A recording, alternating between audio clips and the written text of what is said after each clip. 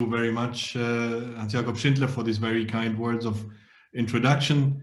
Ladies and gentlemen, colleagues, dear friends from the Counter-Extremism Project, thank you all for joining this third part of the webinar series today. And again, a big thanks to you, Hans-Jakob Schindler, and the CEP for giving me another opportunity to provide some opening remarks for the discussion. Looking back, as early as February last year, the German Ministry of the Interior considered right-wing extremism the biggest threat to German public security.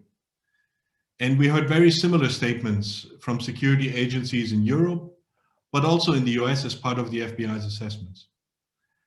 And even after the recent horrible attacks by Islamist terrorists in France, in Vienna, and Germany, our Interior Ministry reiterated this assessment. So from our point of view, this is a clear sign that right-wing extremism and right-wing terrorism that flows from it have gained a critical weight and a decisive momentum and sustainability as a serious threat that merit further attention of politicians, practitioners, and academia.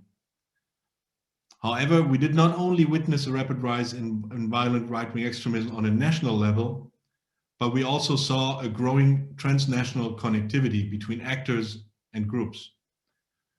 In fact, its transnational links are spanning common narratives, which are calling for cross-border unity of the so-called white race and are being maintained and developed by international travel to music and mixed martial arts events, as well as to marches, rallies, and joint training activities. And this transnational connectivity is actually the reason why the Foreign Office and my division became more and more involved in this topic. But when we approached the issue at the very outset, we did not know enough about structures, motivation, actions of individuals or groups from the right-wing spectrum when it comes to their cross-border activities. And therefore, the study we commissioned with CEP was for us a starting point, and it forms part of a larger process and deliberations within the Federal Foreign Office. When we commissioned the study in March of last year, it was important for us to demonstrate that the phenomenon cannot only be viewed locally, but that the connections of right-wing extremist networks have actually long since reached an international dimension. And that is why one of our current aims is to raise the profile of the fight against right-wing extremism at the international level. And the study that the CEP has so successfully conducted is a major building block in this regard because it provides relevant and systemic research results and is an important working basis for researchers and think tanks, but equally for political and legal practitioners. We were able to introduce the topic of violent right-wing extremism and right-wing terrorism for the first time as part of last year's Council conclusions on EU external action on preventing and countering terrorism and violent extremism. And in order to better jointly address this topic with our partners, we continue to raise the issue during our EU presidency in the relevant working groups, and also as part of our agenda as non-permanent member of the UN Security Council. Both these roles and positions have ended at the end of last year, but we will of course continue to do so this year. And in this joint endeavor, we have very closely coordinated with our colleagues in London and Washington. For instance, the three of us together with our Norwegian colleagues have organized a workshop on the financing of right-wing terrorism in December of last year with your great support of the CEP. And for instance, within the Financial Action Task Force, the FATF, with its very specific expertise in countering terrorist financing and anti-money laundering, the US and Germany are co-leading a project to also look into these aspects of right-wing networks.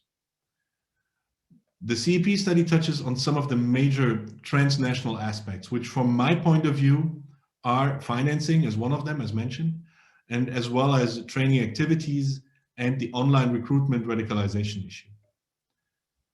As next steps from a foreign policy perspective, it will be important to acquire an even broader and more systematic knowledge of these networks, with the mid to long-term aim to develop joint action.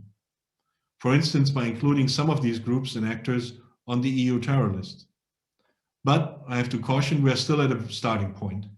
We need to further share information on groups and transnational activities.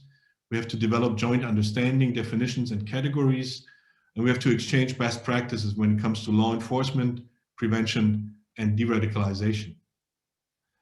The study also describes very well some of the major challenges on a very practical level for the international community. For example, we need to collect data on right-wing terrorism to the same extent and on the basis of consistent criteria, which means developing comparable standards when categorizing actions of violent right-wing extremists.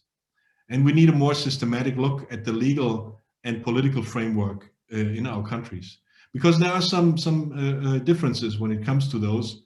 Some are based on the usual idiosyncrasies between the Anglo-Saxon and the continental judicial frameworks.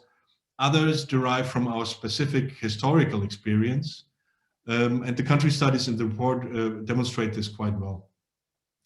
But despite these differences on national levels, there are similarities and connections which can only be tackled jointly with cross-border initiatives, whole-of-government approaches, and whole-of-society measures. And it's therefore, we're very thankful to the CEP for organizing today's event and for gathering such a variety of experts and actors in their respective fields. So thank you for your attention for these initial remarks. I'm very much looking forward to the briefings from the perspective of the US and the UK, your questions, and a fruitful discussion. Thank you.